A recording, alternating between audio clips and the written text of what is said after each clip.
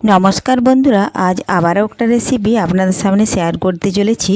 নিরামিষভাবে আলু দিয়ে শুশনি শাকের চচ্চড়ি। আপনারা প্রথম থেকে পুরো ভিডিওটা শেষ পর্যন্ত দেখতে থাকুন। ভিডিওটি ভালো লাগলে একটা লাইক দিয়ে পাশে থাকুন ও বন্ধুদের সাথে শেয়ার করে দিন। চলুন তাহলে শুরু করি। সবার প্রথমে দেখুন আমি আলু শুশনি শাক বেছে কেটে নিয়েছি। এখানে নিয়েছি সর্ষে ও জিরে বাটা, আর আলুগুলো আমি ধুয়ে তুলে নিয়েছি, শাকও আমি ধুয়ে তুলে নিয়েছি। এখন যেটা করতে হবে, সবার প্রথমে গ্যাস ধরিয়ে কড়াই বসিয়ে দিয়েছি। কড়াই ভালোভাবে গরম হয়ে গেছে। কড়াইয়ের মধ্যে দিলাম পরিমাণ মতো সাদা তেল। আমি এখানে সাদা তেল দিচ্ছি, আপনারা পারলে সরষের তেলও দিতে পারেন, ওটা কোনো ব্যাপার না। তো দেখুন তেল গরম হয়ে গেছে। ফোড়নে দিলাম শুকনো লঙ্কা, গোটা জিরে। আমি নিরামিষভাবে বানাচ্ছি, আপনারা পারলে পেঁয়াজ কুচিও দিতে পারেন। তো একটু ভেজে নিয়ে আলুগুলো কেটে ধুয়ে রেখেছিলাম, সেগুলো দিয়ে দিলাম। এখন আমি দিয়ে দিচ্ছি স্বাদ মতো লবণ আর পরিমাণ মতো একটু হলুদ গুঁড়ো দেব।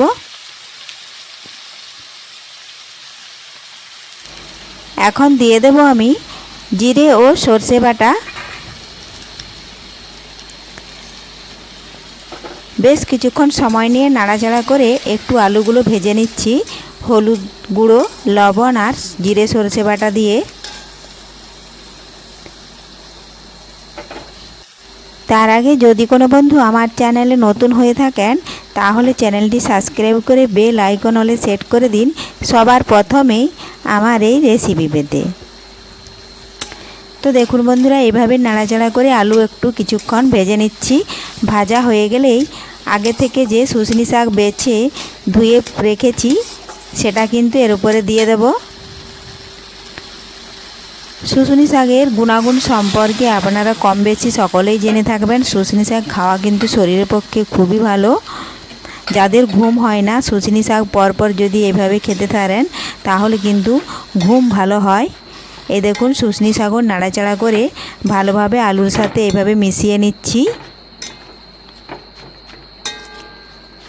মেশানো হয়ে গেলেই আমি বেশ কিছুক্ষণের জন্য একটু ঢাকা দিয়ে রেখে দেব।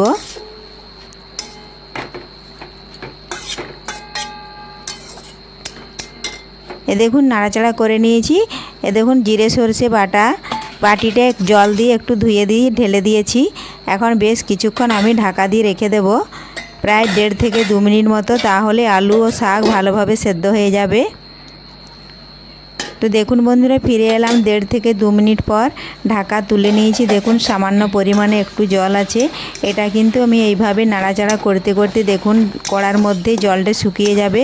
আলু ভালোভাবে সেদ্ধ হয়ে গেছে। এখন শাক আর আলু ভালোভাবে নাড়াচাড়া করে মিশিয়ে নিলেই কিন্তু তৈরি হয়ে গেল শুশনি শাকের চচ্চড়ি আলু দিয়ে। আমরা অনেক সময় শুশনি শাক ভাজা খেয়েছি, কিন্তু এইভাবে যদি আলু দিয়ে চচ্চড়ি খেয়ে থাকেন তাহলে সেটাও কিন্তু খুবই ভালো লাগে গরম ভাতের সাথে। তো রেসিপিটি ভালো লাগলে লাইক, শেয়ার, কমেন্ট করতে অবশ্যই ভুলবেন না বন্ধুরা। ধন্যবাদ। ফিরে আসবো আবারও নতুন কোনো রেসিপি নিয়ে।